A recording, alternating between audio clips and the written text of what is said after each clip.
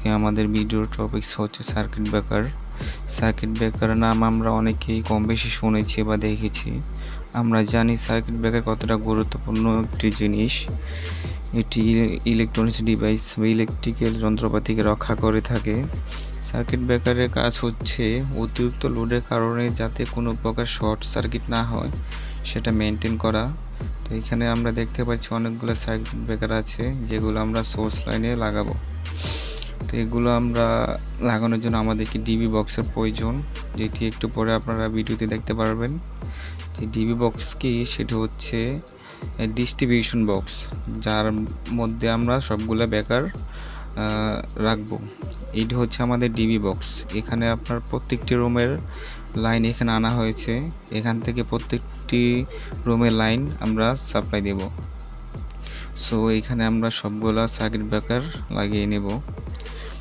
তো প্রত্যেকটি রুমের জন্য একটি করে ব্রেকার, যার হবে 10 এম্পিয়ার। একটি রুমের জন্য একটি ব্রেকার, সেটা হবে 10 এম্পিয়ার।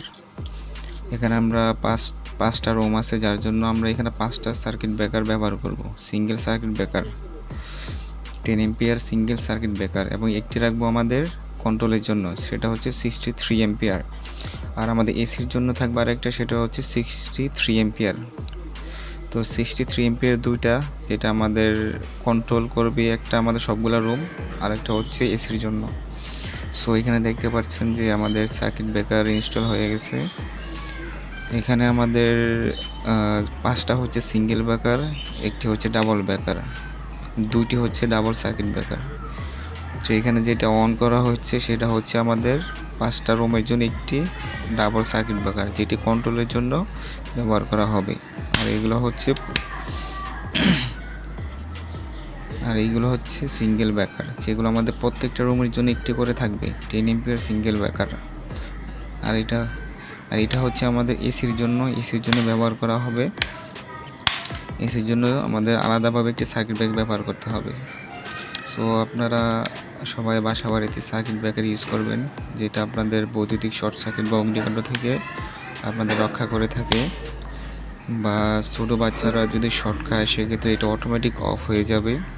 এক্ষেত্রে শর্ট খাওয়া থেকে এতটা ভয়ানক কোনো কিছু হবে না।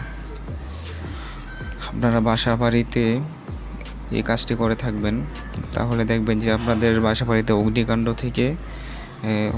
হওয়ার পসিবিলিটি খুব কমে যাবে। আপনারা আমার চ্যানেলটি সাবস্ক্রাইব করে পাশে থাকবেন। সামনে আরও অনেক ভিডিও আসবে, দেখবেন, এবং ভালো কিছু নিয়ে আসবো আপনাদের জন্য। আপনারা আমার পাশে থাকবেন। ধন্যবাদ।